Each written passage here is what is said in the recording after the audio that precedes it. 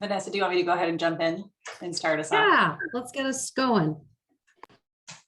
I have a very minimal part of this agenda, and it is just to welcome you. And I'm so glad that we're all coming together. I know there has been lots of activity happening with this group. I think from the last time we met as a whole group, there's been lots of meetings, individual work group, time to provide feedback, co-planning. And so just such deep gratitude, because I know you have whole other lives and jobs. And to me, it just signals the value you hold for this. So want to just really start with gratitude for that. So thank you. Thanks for being here with us tonight. Again, my name is Alexa Pearson. My role is I'm the Director of Standards and Instructional Support. Right now, I'm serving in a role where Jennifer Patterson, our Assistant Superintendent, has been out on leave. So I'm also serving in that role at this moment. So moment of time. So I'm really glad to be here with you tonight. I'll be here all evening.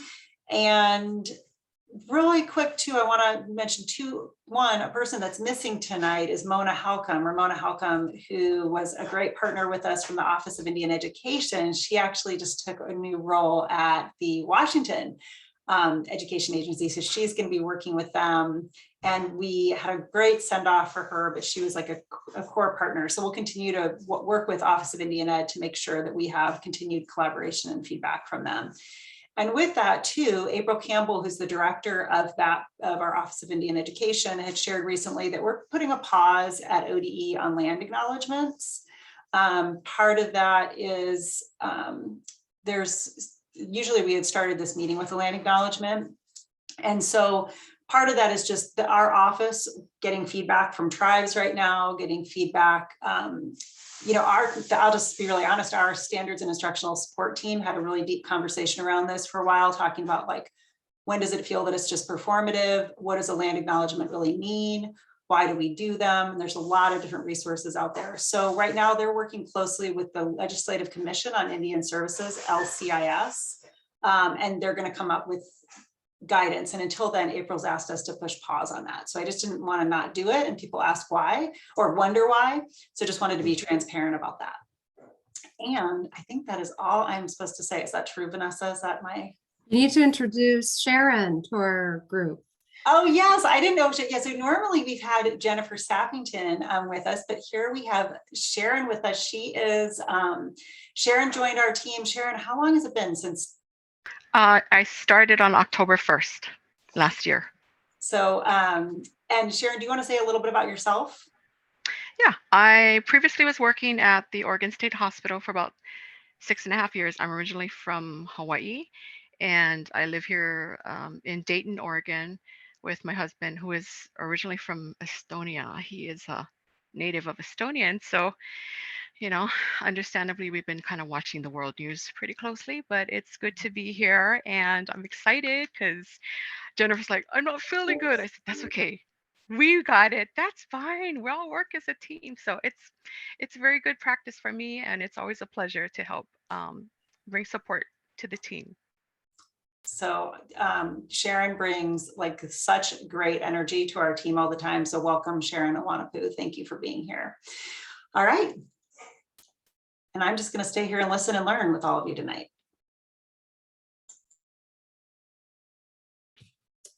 All right, that brings us to Luce. You're going to guide us through our agreements. I'm actually going to do our agreements in a slightly different way. You all have seen the agreements and you've become familiar with them. And as you are looking at them and reviewing them now, I would ask us to each consider which community agreement do we want to hold on to do this work this evening. And this is just a way of you looking at where you are and what might be a good connection, what you think you want to hold up, what you think you may need to spend a little bit more time on and focus in on for that one agreement. And then as you look at that, just put it in the chat. And for my example, I'm just going to be here and keep hope, because I believe that this work is really important. especially as we now recognize all the impacts that are happening, not just here, but to our global community. And just want to continue to focus on doing the right things and move things forward. So in the chat, I see Joy, be present, ensure representation, the we, another keep hope, strive for growth, be prepared and present, and keep hope. Collective representation, thank you, Fran. Strive for growth. Excellent. So hold on to your community agreement that you will be focusing on this evening. And we bring you a lot of peace, and we thank you for the work that you have been doing and that you will continue to do through the end of this commitment. All right. Thank you, Enjoy the evening. Luz. You're welcome. Appreciate you leading us through that. Happy So to be hi, here. everybody. Vanessa Martinez, SEL specialist, and it feels so nice to now know many of you and have been working with you and connecting with you. So I'm not as nervous, which is nice. And just really appreciate being in this space together as we've been working a lot in different group configurations. So for today, wanting to invite all of our voices into at least the chat, but if you feel comfortable and speaking out, that's also wonderful. It is the last day of Black History Month, and we know that that's to be continued, right? That there's tomorrow and that we celebrate and acknowledge Black history always. But with that, I also have been thinking a lot about where do we turn to for hope? And I've just been re-inspired by Amanda Gorman, who is a youth poet laureate, right? Who shared The Hill We Climb poem at the recent inauguration. And for me, it just always resonates. And in times of darkness and when things feel hard and challenging and there's a lot going on in our personal lives and in the world, and we're toggling all of those pieces together, that she really kind of allows for that complexity and also to acknowledge and seek for and find the light and find that hope. And so that's why I put that as my agreement, because I want to be really intentional about seeking that right now. And so in the chat, I invite you to just think about where you are finding the light right now and using her last line in her poem as an inspiration for us this evening. And so she says, "There is always light, if only we're brave enough to see it, if only we're brave enough to be it." So thinking about, where are you turning to see that light?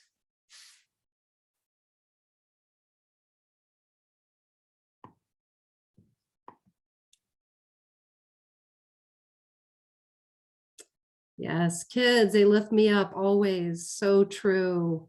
That's what I'm missing the most right now, is that connection to kids. Coworkers, so important. The work I see students striving for each day, and brave educators, absolutely. Youth activism, listening to youth voice. Just left a meeting with some teachers, which started uncertain, but by the end realized how much agency and capability the teachers did have to make and design change. Left on a high note. Yay, powerful.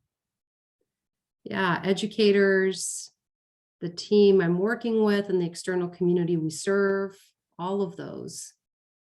Our agency making equity a priority with employees and community. Annie's saying students. We have a student who experienced trauma, who's been in her hide-a-hole all year. She came out one whole day, yay, last week. She was so proud of herself. It was the reminder that sometimes you do get to see the change and how important those little moments are. Absolutely. So thank you. Thank you for finding those, and thank you for centering them and sharing them with us this evening. So Beth, if you can turn to the next one. Yeah. So this is just a way for us to be grounded in where we have been. There's been a lot going on, as you all are very aware, especially those of you that have been in different work group configurations. There's been a lot of organizing, a lot of scheduling, a lot of relationship building, and a lot of really deep conversations that are taking place. And so just want to kind of name that's all happened, and that's a lot to be proud of. We do have our milestones document. We have an architecture for our work. So we know the path that we're heading on. All of our work groups have met at least twice at this point, and all of our work groups have folders, grounding pages, places that we can turn to for artifacts and for sharing amongst our bigger group. We have been also working on some TSPC alignment with ODE as well. So they are also working on framework and standards for educators. And so we want to be really responsive in making sure that we are aligned in that work. So we're meeting with TSPC. And we've had 2 planning meetings where you all have really given shape to all of this. So part of it you'll see this evening, and then also in the milestones.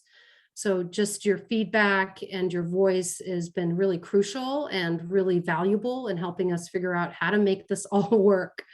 So with that, just want to name that we will be starting off a newsletter. That was an ask and really makes a lot of sense, so that we can surface some of the work that's happening in our work groups.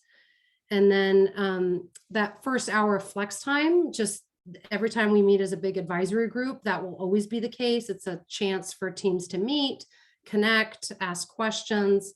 We recognize that a lot of folks could not make it in that first hour, so making that adjustment. And then really for the structure of this time, holding space for more dialogue and less types of presentation. So that's our hope for this evening. And like Alexa said, just acknowledging you all for everything you've contributed. You've rolled up your sleeves, you're leaning in, your thoughtful conversations. And I get a little emotional because I can just, you all really care deeply about students and about social emotional learning and what that can mean for all Oregon students and families.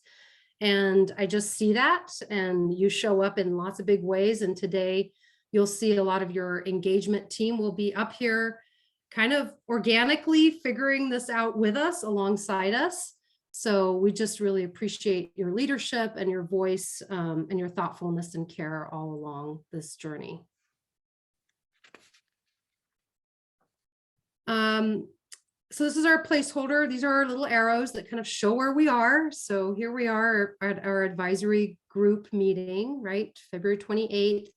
And just, yay, we've reached our first milestone. And I just want to say that that is tremendous. I can't say enough about the engagement team. They have only met for 3 hours total, and they have a plan. They have a process for you all today.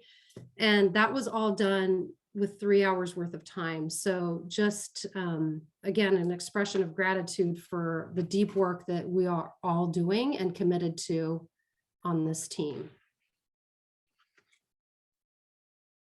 So our intentions for today are to provide feedback on the engagement input plan so that engagement team can finalize and implement that plan. That is, we need to kind of walk away with that having happened so that the engagement team can basically execute the plan starting as soon as tomorrow. We will be meeting as a group and as a team to review any kind of feedback that was provided today. And then we just need to hit the ground running because we have an open window of a month to capture these voices. And so our agenda today is reflective of that. And I just ask for everyone's flexibility. We just want to make sure that the engagement team gets the time that they need, where they feel like they're confident going into tomorrow and making the changes that need to happen. So it may mean that we don't get to share at 6:15 the engagement and framework, because those are things that we can look at asynchronously if we need that extra dialogue and extra space to chew things together. And then we'll close out with our next steps, optimistic closure, and a survey about how things went for you all today. So that leads us to our connection activity. Last time we met, we talked about our own values. We did an exercise where we narrowed it down to our top 3, and then we put them on a Jamboard. And so what I've done is taken all of those, and it was really fun to see how you connected and see your names attached to the Post-its. And so I took all of those values and put them in a configuration that kind of captures our shared collective values together. And so the bigger words are those that were most frequently used. So there they are, those are all of our values together in that heart. And so we're going to be breaking out into groups of 3, and they're going to be random groups, and just an opportunity to get to know each other, connect, and think about, what do you notice? What comes up for you?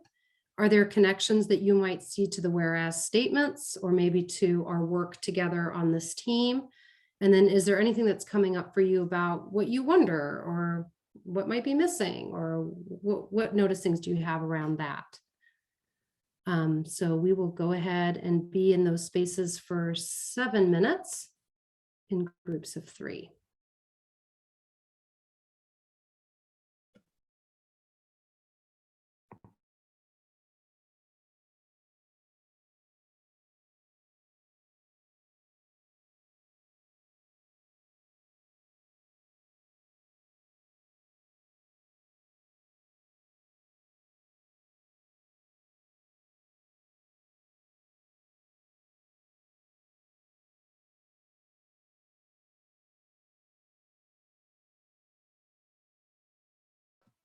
Vanessa, sorry, just give me just a sec.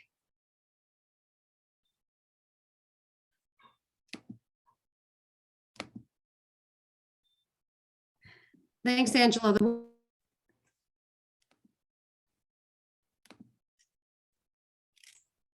Vanessa, I think you're muted. I sure am. Thank you. Yeah, you were saying something super important. I was, waving my finger around. Someone private messaged me that the whereas statements goes to the Jamboard. If you keep clicking through the Jamboard, you'll get to the whereas statements. So that's kind of the Jamboard will house most of our working thinking. Vanessa, really quickly, how many do we have on total? I just can't see everyone. I tried breakout rooms and then it was too short. There was only 2 in each. So 20 people.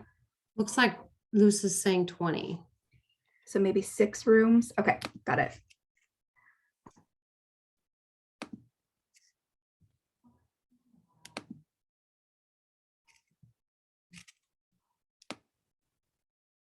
Looks like there might be 1 room of the 4, but that's it.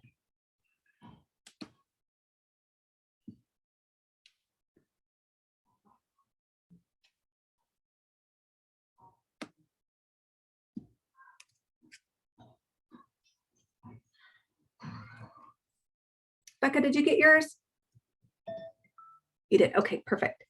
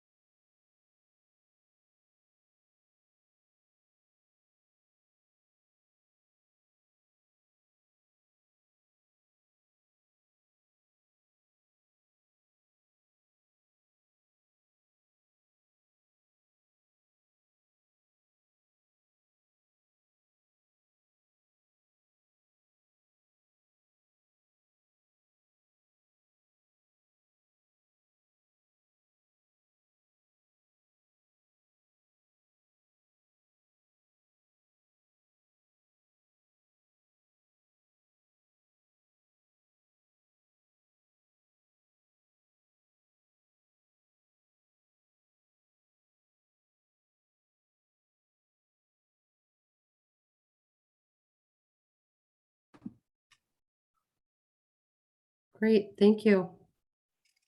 And if you have that whiplash, I think I was like in the middle of having my two hands up when we were taken out. So hopefully that felt good to make some connections with each other and to our work and to our shared values. And I think we'll just keep kind of revisiting this as we move along our journey and as an opportunity to pause and think about what's missing or what can we celebrate. So we'll keep returning to this. And with that, I'll kick it over to Beth. All right, everyone. What we wanted to do was give some time for the engagement work group to be able to share out their work that they've been doing. As Vanessa said, they've been working really hard to do a bunch of work in a short amount of time, and just really appreciate what they're going to put forward to you all. So I'm going to go ahead and hand it over to the engagement group, and I think Todd is gonna get us started. Hey everybody, Todd Blomquist, Grants Pass, Oregon, and I've got a couple partners in crime. I think Angela's around here someplace. Angela, you want to wave at everybody? Hi, Angela. I don't know if I can see that. And then Becca and Annie as well.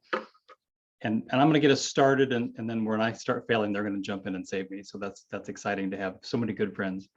So our journey is to kind of put all this stuff together to move this forward. And so there's going to be a lot of text tonight. This is text heavy.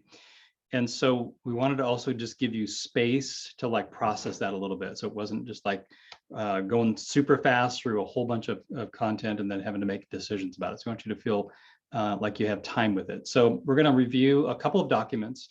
And then kind of where we're driving towards is this consensus about our engagement process and plan. Is this working for you? So we put some time into this to think through in this the sequence of time that we have available to us. How do we best and most effectively move through to gather input, to get feedback, and then to move forward? So there's that engagement plan process, consensus on the definition of SEL. We've had lots of robust discussions about that. And we think this is critical and foundational to this work as we move forward, that we define it well. And then the consensus on the survey questions that we would put out there to get input and to get feedback. The other ask is that one down at the bottom there is to, and there's all these things are links for you to have. So we'll kind of walk you through all of them, but is to then put out, kind of put yourself into the space on the focus groups. Where do you see yourself engaging in this work, and where can you lend your expertise, if that makes sense? So Beth, if we want to just go ahead and open up the engagement input plan. And so hopefully all of you can get access to that. And just so we're all on the same page. And I'm going to actually stop talking for a little bit and just let you read for a few minutes. And then maybe in the chat, when you're done reading, if you've kind of read through this document, if you would just put a thumbs up in the chat and let me know that you kind of got that read, that would be awesome. And then we'll kind of talk us through it just a little bit. But I'm going to stop talking and just let you, with your excellent reading skills, read through this document for a couple of minutes.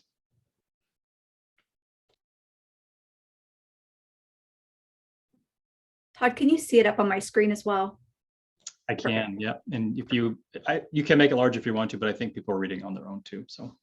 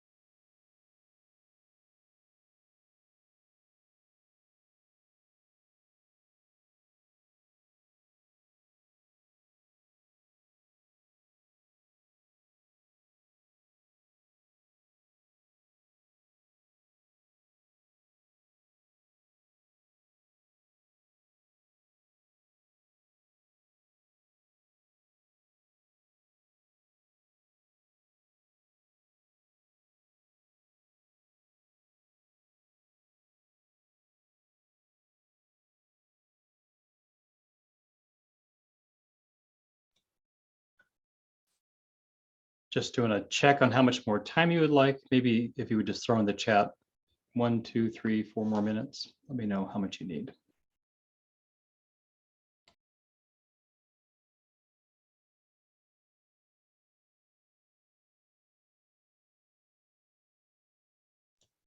I like it. Let's do about 3 more minutes. That sounds great.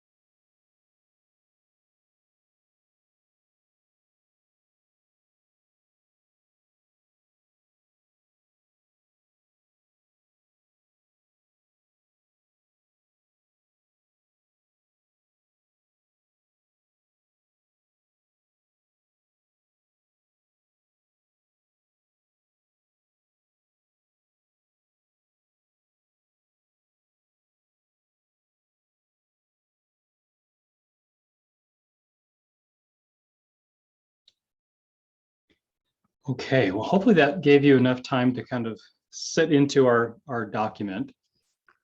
And so, and actually, Beth, would you mind putting that back up there again for me? Sorry. There we go. So up at the top, just making sure we're just kind of all tracking. So we have sort of our why, you know, we're working to kind of look at the landscape, kind of review what's out there, getting feedback from folks, and attending to all the elements of the House bill as well. So you see the how and the why process there, trying to be thoughtful about what the House bill is asking us to do and how might we gain that feedback. If you scroll down a little bit farther, you can see our timeline, which actually, so there's the surveys that are there too. So we'll look at those in a little bit. But then after looking a little bit farther down, we see our time frame. So you can see how when we were looking at this as a team going, well, we have to like get on this now. So that's been our push to move this forward so that you all have sort of that timeline. And if, again, we'll be asking you to kind of comment on that tonight. Is this working for you? Is this okay? Our what and how questions, you can see those there for the standards and the framework. And then looking down farther, you'll see some of the survey questions. And I think that's about all I really want to say about that. You have access to that, and we'll get into our breakout groups and we'll start having some time in small teams to kind of look at that. And then I think we wanted to look also at the House Bill 2166 engagement protocol. I think that's up higher up. I think you could just click on it, Beth, and go right there. There you go. Perfect. Yes. So here you can, and I'm going to pause again and give you a couple, maybe about 6 or 7 minutes to read through this real quick. But this is our engagement input protocol, participation guide framework, and the standards. So I'll pause my talking for a little bit and give you a chance just to kind of read through this.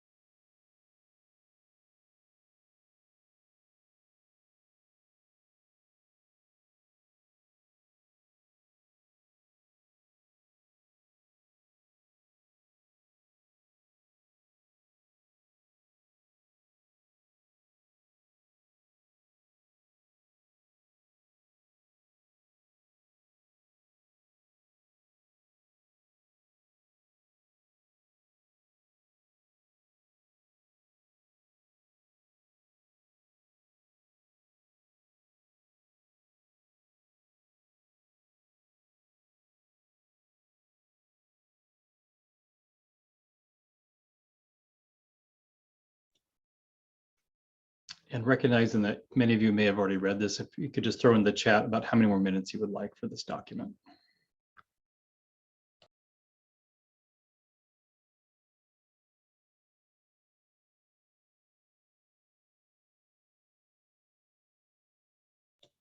I like it, Jen. Let's do 3 more minutes.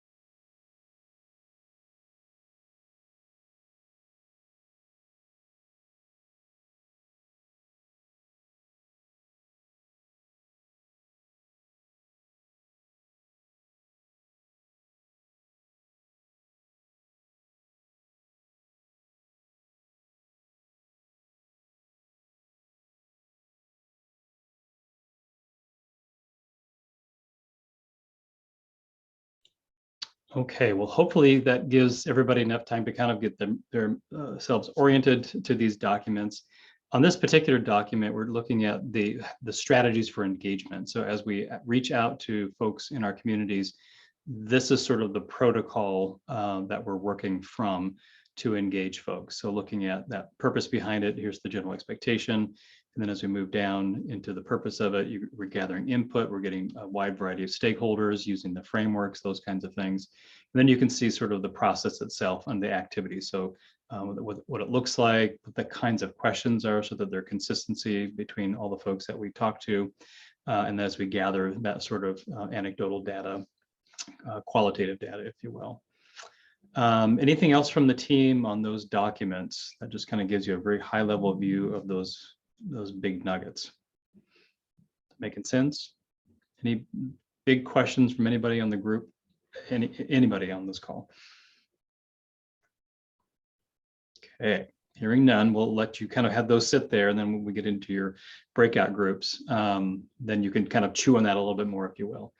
All right, so that gets us kind of through our high level documents. And I think what we want to do is hit the next slide, Beth. And so this idea of what is this definition? What are we using? So we're using Castle's definition that was updated in 2020. So I'll give you a moment just to read that.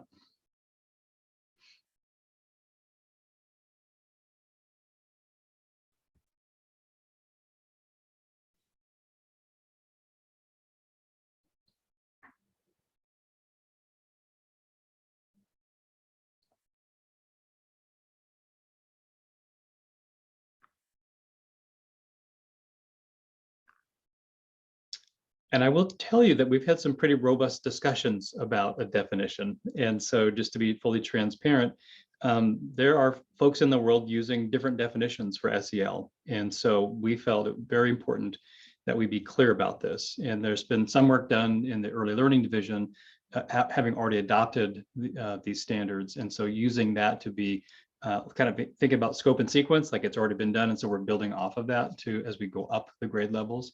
And so being very clear that this is what we're talking about. It's not something else. It's simply this. And then to ask people about the SEL questions that we have for them based on this definition, if that makes sense. Questions about that or anything else from the team?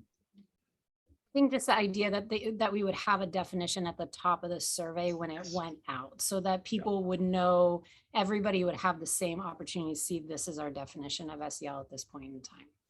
So it would be on the survey. Yep, right at the top. Also, along with that, it's a really heavy definition. So even with people who are really into SEL, so is there a condensed version that we can give folks as well? Like, what does this really mean in not academic speak? Mm-hmm. In I plain think that- language. I think the first paragraph, if not wanting to put the second paragraph that addresses the transformative part, just having that first paragraph would be an option as well.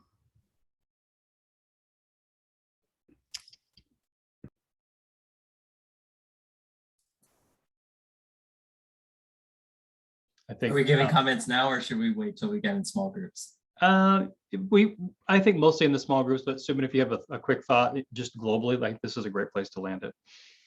None of my thoughts are quick, but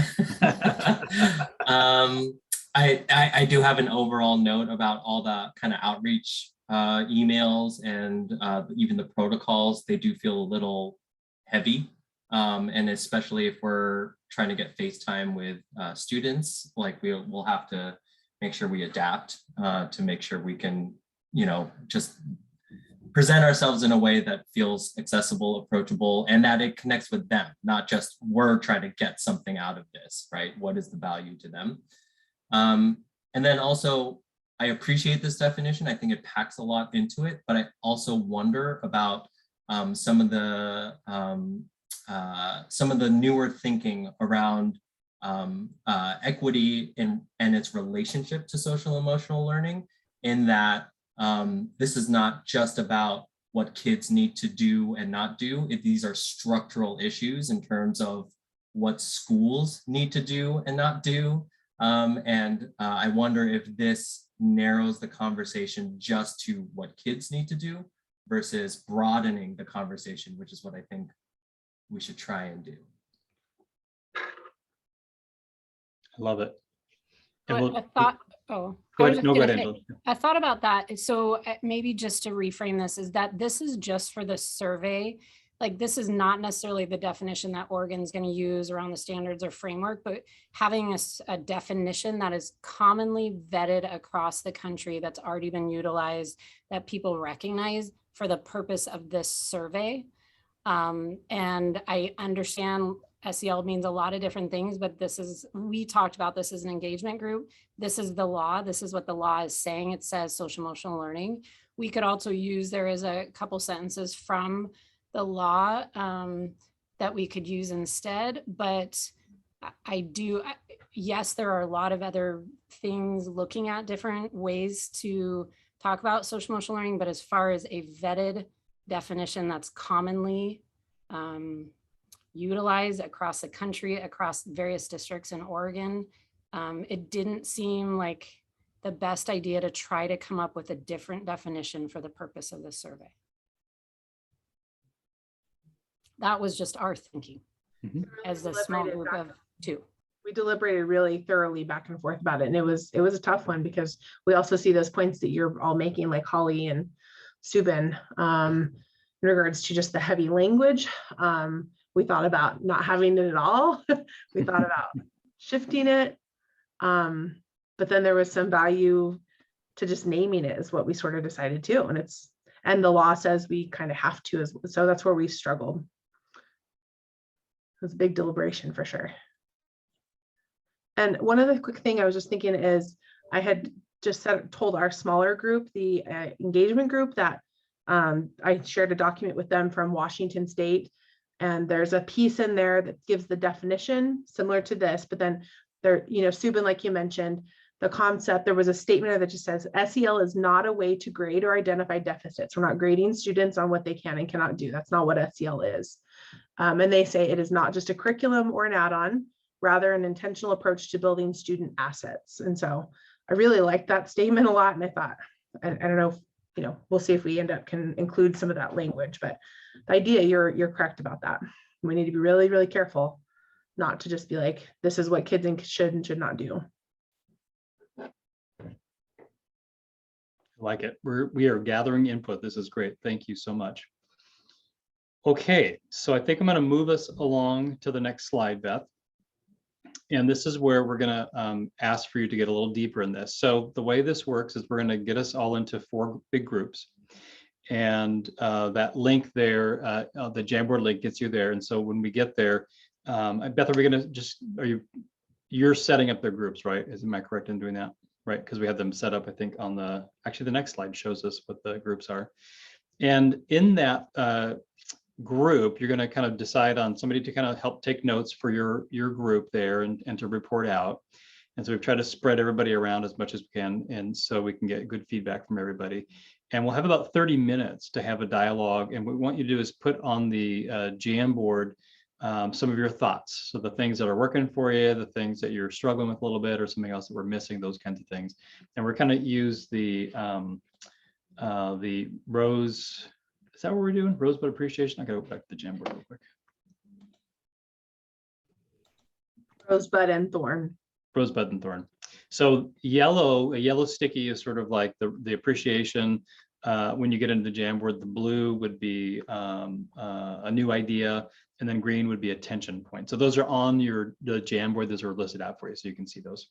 And I think that's kind of where we're going to go with that. Again, these are the documents that we're kind of playing around with. You do have now access to the survey, so you can see the survey tool if you wanted to look at that. But we're looking for, what are your thoughts? This sort of critical conversation around how's this working? What are we missing? What do we need to include? Where are we spending too much time? And how do we move forward given the time constraints that we do have? So questions about that? Is that making sense?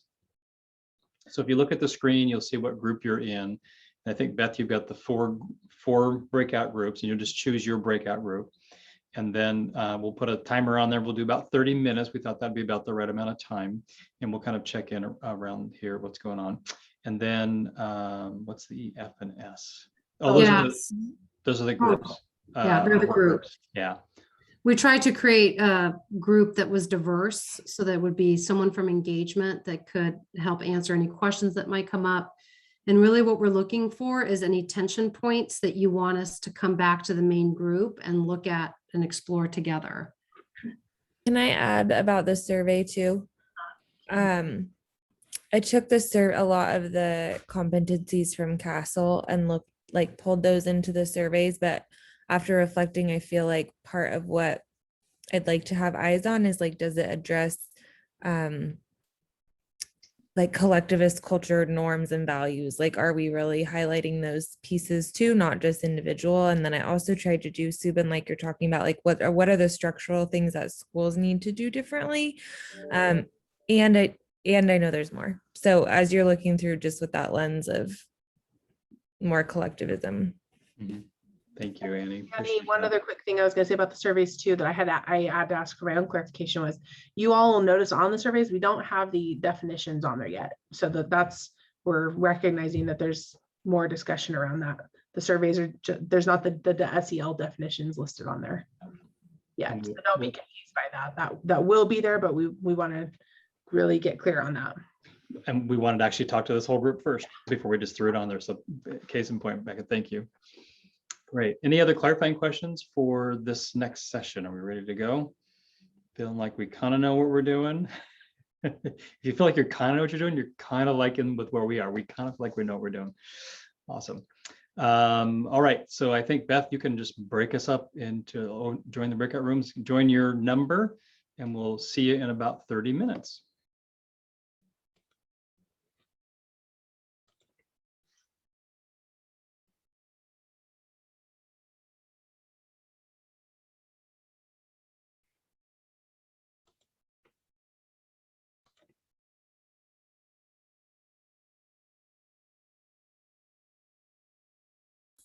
Am I missing something? How do I get to my,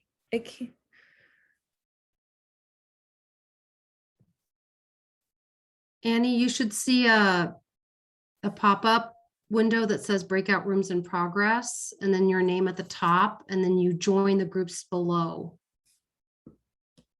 I can see, I don't see Annie's name though. it's I can see all the rooms. I can see 1, 2, 3, 4, and I can see everyone that's in the room, but I can't get to the room. Oh, there it is. I can get you, Annie.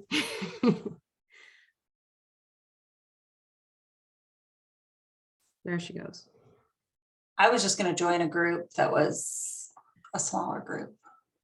Can we just hang back for a second here, do a process check? Mm-hmm. I just had a quick question. Can I ask a quick question? Yeah. I'm wondering about the definition that there's a few people that are really feeling strongly about that. Do we have a thought to move forward? I don't know. I think we have to, let's hear it play out first in the groups and see how it comes up in the bigger group. And then my recommendation would be, if we can't land on that definition today, then we will just use the definition that has been provided in the bill. Yeah, that's a good default, Vanessa. Beth, I was wondering, I don't know if I was very clear that they should choose the slide of the Jamboard as part of their group. Do you think they got that? Right. I'm wondering if we should kick a message out to everybody. Your Jamboard slide is your group number. So if you're number 2, you're on Jamboard slide 2. Yep, I'll send a message. Okay, cool. My group looked a little puzzled, so that's why I'm saying it.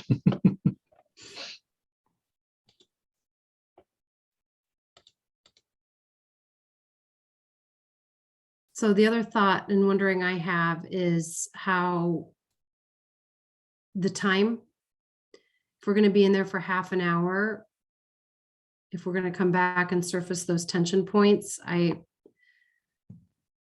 just wonder if we should have shorter meeting times in the breakout rooms. just looking at what we have. I mean, potentially we could go to 620, 625. What do you all think? I think people might need time in the breakout groups, like a longer period of time. Okay. And also there can be a quick check-in. Do you have control to check in with the lead person from the engagement team to send them a message? Like, how are you guys doing on time? Okay. We can just pop in. I was just. Yeah. That's what I'm thinking is like, give them the time. And what's the total time that we're giving them? What did we say, 30 minutes? So it'd be 6 when we 6 come o'clock. back. Okay, so it probably sounds like maybe at the halfway point, do a quick check-in to see where they're at and gauge what's happening. Can we turn off the recording for this part? I don't know if this part is supposed to be recorded or not. I just don't know.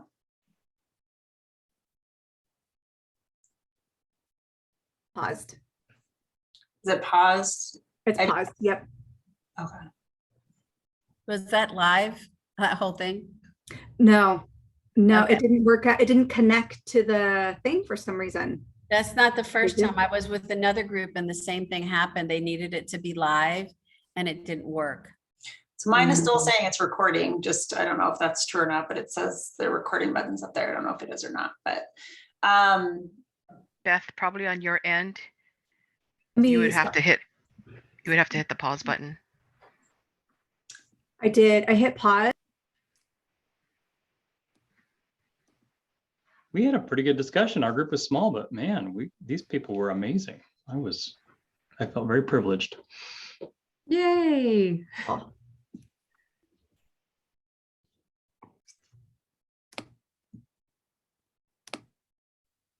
So we'll do a quick share out from each group, right? We've captured everything on the Jamboard. And then we'll go to Fist to 5. Yeah. Yeah. See what people want to elevate. Maybe. Yeah. Perfect. All right, everyone, welcome back. Yay. Yay. All right, Beth, if you could put up the Jamboard, and if we don't mind just going in numerical order, I hope that's okay. Group number 1, if you want to just share some quick highlights, you've got it all captured, this. You don't really need to read everything, but maybe just some things that you were thinking about. Your group was kind of bantering back and forth. Any new ideas, tension? We're looking at where is it that we're finding tension? So group 1, who would like to unmute yourself and share? I'm happy to share. We just talked just some pieces about the survey. I think really focusing on that adult piece. How do we make sure, thinking about what the kids' skills need to be in the context for students, but what do schools need to do to support the adults? We talked a little bit about delineating maybe on that survey, the things about the school system versus actual human actions. And then just kind of a couple, we just kind of talked about it, some questions about how this logistically would work. How do we get this to students in this time? How do we make sure our focal groups are being accessed? And so, yep, that was the gist. Did I miss anything? Nope. Great job, Angela. All right, group number 2. Look at these. Oh my goodness. We had a lot of things to say. I think an easy one is that the communication is too long and wordy. I think we all agreed on that, like the stuff that goes out to people. But then also just this idea around and jump in here, group, this idea around like, how do we build a definition that like talks about people's humanity and is actually valuing different cultures and people's ways of being, and that looks at like how they are interacting, or how this system and humans are interacting with one another, rather than like we come and we're trying to fix people. Subin, Daniel, did I have? It's all in the sticky notes. We had some discussion around what kinds of questions we would be asking. For example, the current questions are a lot of what questions, like what should be included or what should be taught.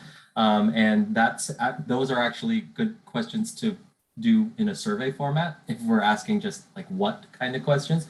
A lot of the questions that we were talking about were really more about implementation than about the standards themselves.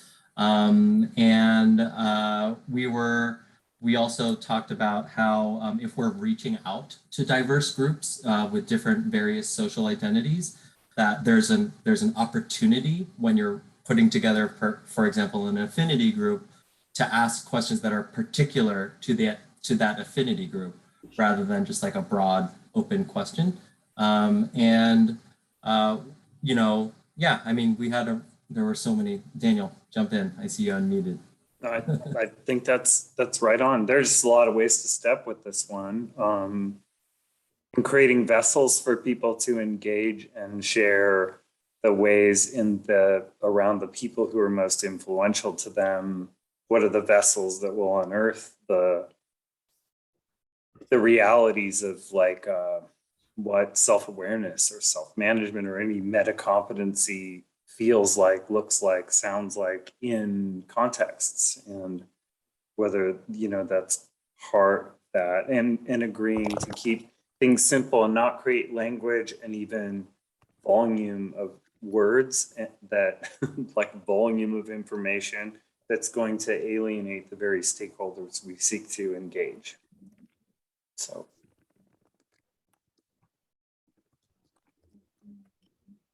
Awesome. I'm going to be chewing on this for like 2 weeks. Great work.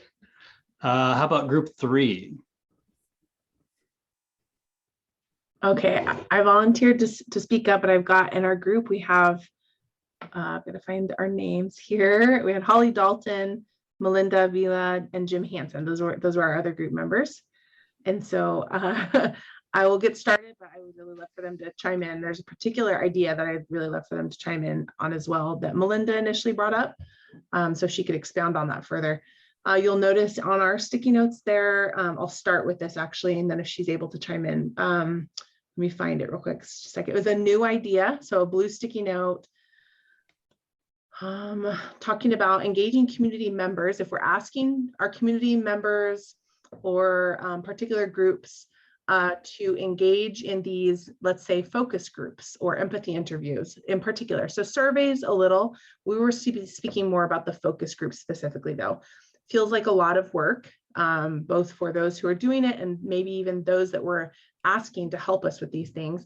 And folks sometimes are fatigued and tired of getting asked to help with these things. What are they going to get out of it? How do we communicate to them how they're going to truly benefit from these things and make it worth their while? But also, Melinda brought up the idea of folks are asking like, hey, are there stipends or other compensation available for this work you're asking me to do? Like, I'm maybe an expert in this field. I'm an expert in working with these particular groups of students, let's say. And I feel like I'm continually being asked to give you my expertise or my information. And maybe besides the work that gets done, I don't get compensated for it. Jim also brought up the idea that there's precedence for this kind of thing in terms of compensating people or what have you. How do we, let's see here. How do we carefully, no, I gotta find the right note there, sorry. Maybe that was just, he was just adding to that. But what he was saying was that there are precedents for compensation for folks. So that was a big question in our group, that it was in sort of not a new idea, but something that I don't think our engagement group necessarily tossed around. So I was wondering, Jim or Melinda, if you'd be willing to expound upon that a little more or share your perspective. I'd be happy to expand. So one of the things that has come up through the racial justice councils that the governor had put together is really communities of color are really advocating that there should be stipends. So for example, when other organizations want focus groups and they want them to lead it, gather community members, and they're using this information to impact policy or change, then there's usually stipends attached, and specifically to underrepresented groups and people of color. So I would just say another example of that is the equity leaders across the state of Oregon. We meet like every other month. And that's another thing that we've been really talking about is, you know, when we look at what communities of color specifically have gone through with the pandemic, and now we're going to ask them to take on other things. Usually we have to, I mean, in my opinion, we have to start thinking about, is there a budget? Is there a budget so we can really engage these groups and pay them for their expertise? And Jim said it perfectly.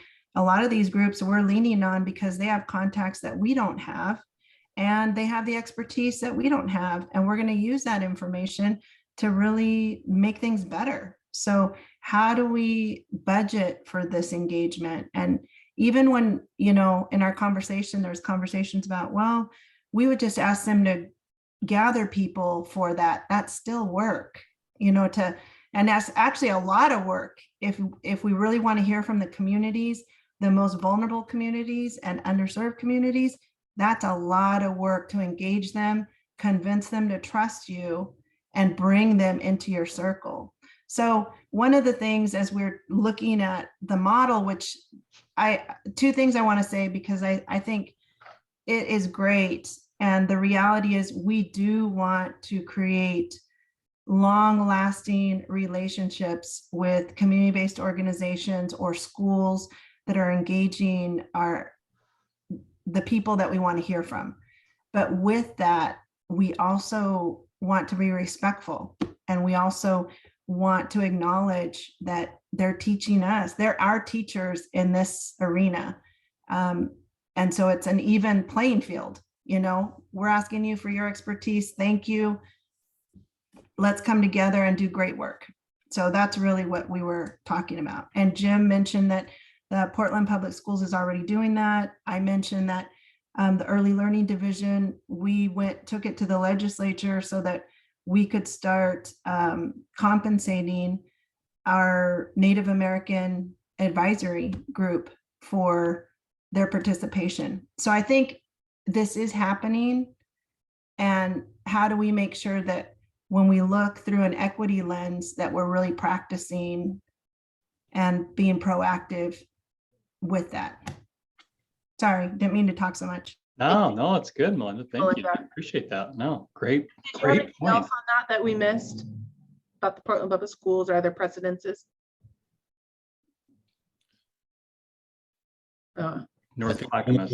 Melinda said what was very erudite in her comments. The precedent in, for example, in Portland Public Schools is that when we wanted to engage and offer dialectical behavioral therapy skills classes and interventions at our high schools, one of the first things that we did was to form a BIPOC advisory council and engage with those people that really did have the expertise in their communities. And we compensated our BIPOC advisory council for their time and their expertise. We also compensated our PPS employees of color who are implementing when we got together to hear their concerns, their specific concerns. So that was a very new thing in Portland Public Schools and student success and health. Nice. Thank you. Wow. Great insights. This is great. I'm going to keep us moving because we're going to run out of time. Unfortunately, this could go on for like, I think, a healthy couple of hours. This is my group. So I'll just kind of sum it up, and then Fran or Jose or Alex, if you want to jump in. We had several ideas that I think you have already articulated. Some of them have to do with the capacity. Do we have capacity to actually do this? How are we going to make sure that we're getting out to the communities we want to hear from, even including the language? Is it enough to just translate it? Is that enough, or should we do more with that? Thinking about the compensation that was already mentioned, Another idea was, could you do a part 1, part 2? So do the quantitative data bit, get that out the door, and then start looking at the data to see how could that maybe influence the empathy interviews and maybe inform those. And the other group had some really great variations on those questions. So things like that. Anything else for my team? We did like the idea of using the definition, but we like the idea of plain language. So if there's a way to slim it down, that would make it more accessible to folks. But we like the idea of having a definition.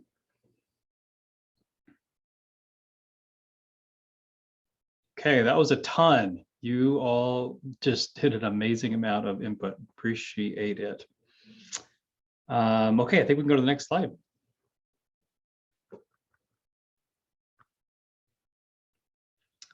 Going, we did that, we did that. Look at us getting done with our stuff.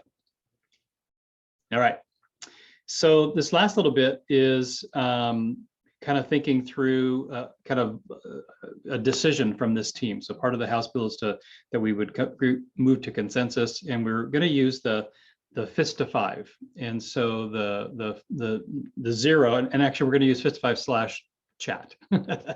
So what we'd like folks to do is we'll kind of put the question out there for you to ponder. And then there's like, no way. 0 is like, I just can't live with this. A 1 is I see major issues we need to resolve. 2, I see minor issues to resolve now. 3, minor issues we can resolve later. So I can move forward basically. 4 is I'm fine with it as it is. 5, I love this. I'm going to go out there and write a book on it.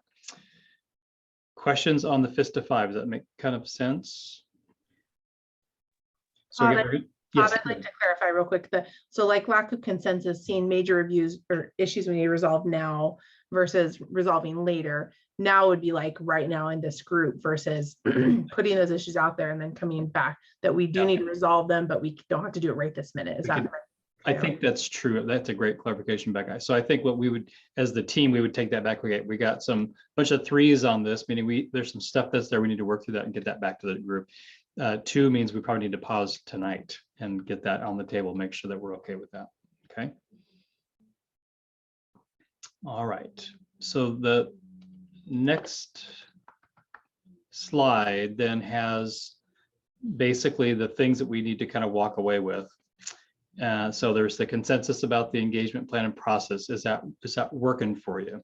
Is the way that it's outlined seem like a good plan? Doesn't mean we'll be successful necessarily, although thinking hopefully, of course we will be. And then consensus on the definition of SEL. And we might need to qualify that. Is it a plain language version of that? Is there some other discussion about that? And then consensus on the survey questions and protocols. Do the questions allow the work to move forward? Okay, so those are the 3 questions, and we're going to do them kind of one at a time, if that's okay. So consensus around the engagement process and plan. So if one of my helpers could put that in the chat, and that would be the first one we'd like to get your input on. And this would be from a 0 to 5. How are you feeling about the engagement process and plan overall? Okay, so 0 means no way. 5 means I love it. Someplace in there, please tell us your vote.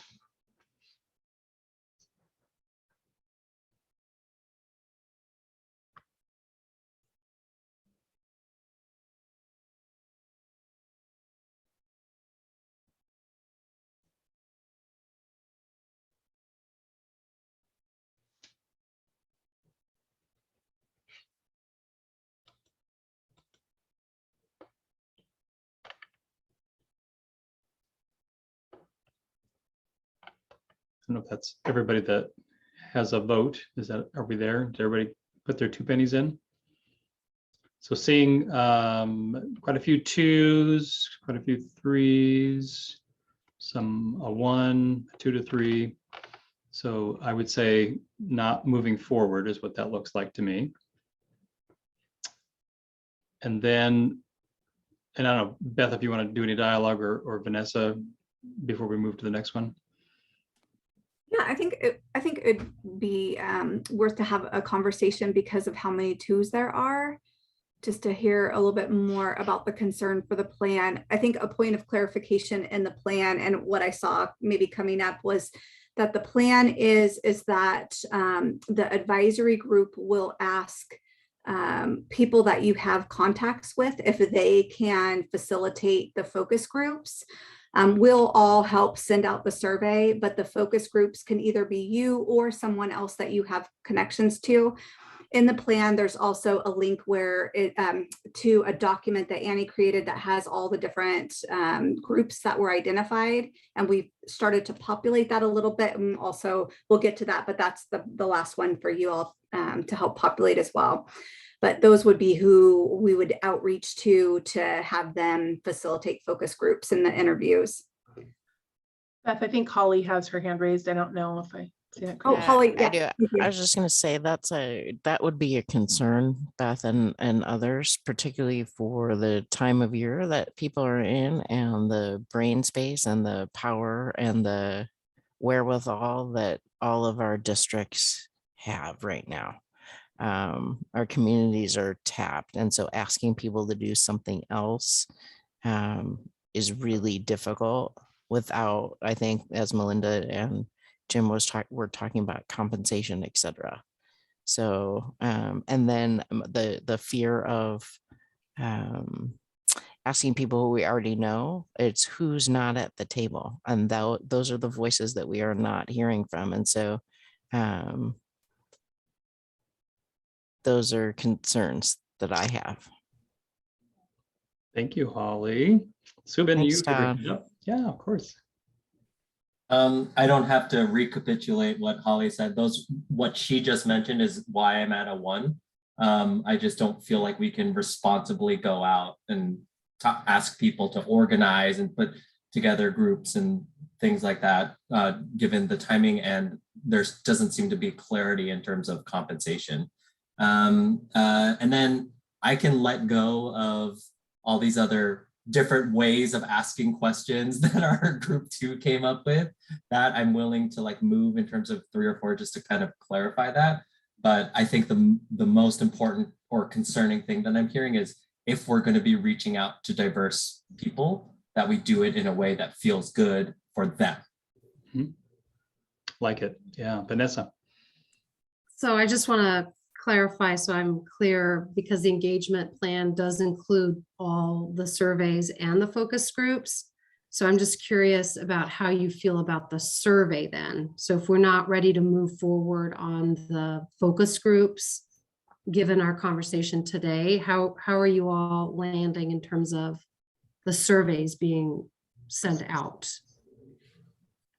Do you want to just get a vote on that, or do you want to? Let's go ahead and just put how we're feeling about that piece of it. Sounds like we're going to slow down the planning process a little bit. We need to come back and do some grouping there. What about the survey question, the surveys itself, just to send them out? So that would be the question. Take my car. And it would be, hi, Melinda, a 0 to 5 on the surveys going out.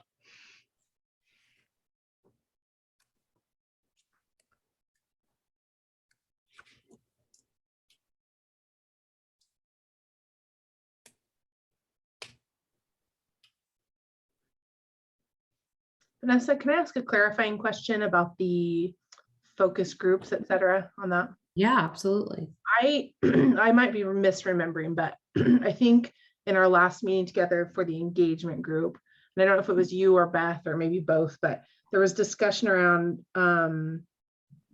would ODE folks be able to be the ones to facilitate those focus groups, for example, and where we would be simply asking, however we do that in the most respectful way possible, we'd be asking our community partners that maybe we're all familiar with to help us not facilitate the focus groups, but gather those that they are engaged with to participate in the focus groups. Do you remember that at all, or? Yes, that was definitely a consideration that we talked through, and the team then wanted to go with the idea of folks that were already connected with youth and families because they already have those relationships and trust. but it is certainly a possibility that we can entertain. Yeah. And I think I'm wondering, I'm asking the question specifically around, I wonder if that, I agree with you, Holly, it's tricky, but what I'm wondering is, does that also help to shift the conversation around who has the capacity to do this, more like the capacity? And that's why we would be potentially asking folks to help us, because they have the trust with community members or students or whoever it is. And I guess I'm more thinking ODE folks or somebody around that, helping to facilitate the groups. Not that you all have a whole lot more capacity, but purely because of the concern about capacity that whoever it was that mentioned it, sorry, I'm trying to remember who it was now, but I think it was Holly, capacity around who can even do this right now. This is really challenging. I think the capacity piece though too is for like, if we're gonna ask anyone to respond, right? Like I think, and we would still need to pay those folks in those community organizations who have those relationships. I think it's the same concern. Yeah, it doesn't change that necessarily. I guess I'm always thinking about, yeah, I think that the other concepts still remain, or the other concerns still remain, but. I asked this question in group 2. I don't know if there's an answer to it. I recall at the end of meeting 2 that we had, there were a few folks that were kind of offering up ways that they've been doing community engagement in the spaces that they're in.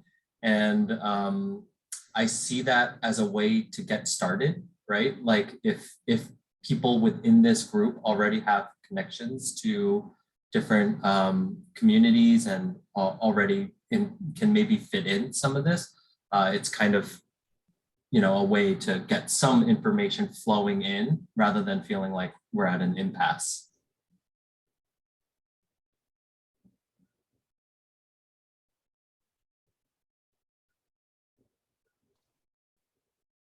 In our small group too, Whitney really raised up just the timing. I mean, timing is never perfect, ever. This timing seems especially not perfect, given the governor's most recent announcement and what our schools and our students and our teachers and our school leaders are going to be, where their focus is going to be in the next couple of weeks, which is an understanding what's going to change potentially their schools around wearing masks, not wearing masks, and that workload of then what could also change as far as who's going to be in school, who's not going to be in school, who has to quarantine, who has to isolate, etc. And if, you know, getting the survey to students, there are gatekeepers within that. And this is not going to rise to the level of importance necessarily in the next couple of weeks in the timeline. And again, in schools, timing is never ideal. This just feels like particularly not ideal. So I think just to name that it's not a requirement as part of the bill language to engage in this input. So if we are at an impasse, I just would love your thoughts about if we lean back on the information that we do have access to, and if that's the place that we turn to. Again, we are with very tight, rushed deadlines, and that's a real barrier for us and a real hurdle. And we have to find a way to move forward, and we don't have to do this input either. So those are all possible, but that's just what's out there. I wonder if part of our work is like maybe not, I mean, part of our work is at the front end of the engagement, but like can our work and engagement be as we go along this process, you know, like as the standards or as the framework committees are trying to reimagine what this looks like, can we do some like pulse checks with communities along the way? Does it feel like, I mean, I think this is also really, I don't know. I know we don't have a lot of time, and can we think about this as over the course of our time together? Yeah, Annie, I can just speak to our milestones. So that is the thinking, that after we have a framework that we want to play with and get feedback around, that would be the next step, is the engagement team would take it out and see how it's landing. Same thing for the standards. What we had talked about was that we wanted to center voices early and have that input to help shape what the framework and standards develop, which was why we had put in place this idea. But we don't have to. We can rely on the information we do have, the surveys that we have available, and we can use that to shape our work in framework and standards groups. Yeah, Andrea just put in there the seed survey. Yeah, we just heard about that today. Has some good questions in it. I do think I do think the state board is going to want to know when we present to the state board to say what engagement do we look at? What voices do we look at as we built this report? It can happen later, and we can do proposed standards and framework and then reach out. There's also there's an option, I think we just talked to the group too, like that you start with a survey and then you do some follow-up empathy interviews depending on what we get, or some follow-up strategic engagement if we're not hearing from certain groups, or from we're not hearing from educators, or we're not hearing from, but the timing is really hard. It just is really hard. And that part makes it feel there's a lot that the timeline is just going to be really tough for us. And I know people feel that, and it doesn't feel good. So I think a decision needs to be made. Is it worth it to do at least one part of the engagement early? Do we want to pause on engagement and wait till we've done some work to like share out and say, hey, this is what we have so far. What do you think? Are we on the right track? I think that's a decision for this group. I also think that we need to think about being authentic in our engagement, because historically we have not been authentic in engagement. So I understand the need to capture voices and the way that we've typically done that in the past. And I can say that because I used to be at the state and now where I sit, and we tend to rush through it and rubber stamp it. And I would hope that we could think about really being authentic in this. And I know that we do have a timeline, but I know that people's voices are important to this work if we want this work to get off the ground. And so how do we marry those two? I'm not sure. I don't have any answers. Yeah, So. and this, I don't have any answers either, but this might be part of the answer, is that I think in most times when we're doing surveys or interviews or focus groups, we think of it like a traditional study. And so we think of it in terms of making sure we get like rigorous sorts of how we're asking our questions and making sure we have representative, that's a sample size. And those are not things that I think we need to think about here. I am more interested in what Holly was just talking about, which is asking authentic questions and making sure that it's tied to the kinds of interests that we want to see.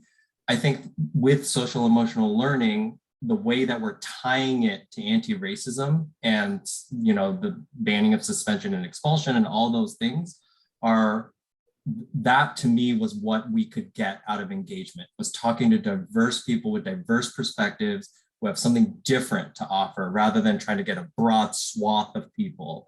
And so that could maybe make the engagement feel more manageable, is to make sure that we're talking to people, the way we talk about in managing change is the margins, right? Who are people that are thriving in the current system and are experiencing the system really well, and who are people that are marginalized by the system and the system is disenfranchising them. And if we just get that and have that perspective, that could be helpful. I love it. I don't know how to close this down. We're out of time, and you've given us a million things to think about, including pause. So our group's going to get back together again, I think tomorrow. Is that right, Vanessa? And kind of process this a little bit. The Jan boards are still open. If you have other ideas based on all this dialogue, if you want to put some more thoughts in there, maybe to call it out a little bit so we can see it, we'll have to kind of do some regrouping here in the engagement team and then bring it back to you all for what might be a new and improved version of what we've proposed. Can I ask a clarifying, just sure. What Sue and what you're talking about? So, and Holly, that would be like kind of like what we were in small group, authentic one-on-one conversations and dialogues where we ask like follow-up questions about what are your experiences like? Is that what you're saying? That could be one way. Again, I don't think a survey, when we send it out, is authentic. Who's answering it, right? There are many different ways. So, and the more, like the Subin was talking about, the two outliers, right? Who's really engaged and who's not. I think that's more authentic, is narrowing your focus or population, for example, rather than trying to get as many people as your end size, as Subin said. That's the way I agree with that, Subin. Thank you for saying that. So I do want to honor everyone's time, and we are at time. And I think we cannot move forward at this point with the plan that we've proposed. So we're just going to take that off the table. And the engagement group will come back together and see what are the data points that we can have access to, and think about all the feedback you've shared tonight. And especially as we start thinking about a framework and standards, what that engagement can look like. And it's nice to have some time with that because I know that there's been tremendous pressure for the engagement group, right? And tremendous pressure for all of us in this space to think about what's best, and to take pause seems to be like what is needed right now. So we will take that pause, and we will not do the input, and that's okay. And we will find other ways to go about engagement in a thoughtful process. So with that, thank you all for coming. Maybe in the chat, if you have time, just to close us out, something you're thinking, feeling, wondering, anything as we round out our time together. And thank you all. Really appreciate all of your thinking and engagement. It was a good, rich conversation.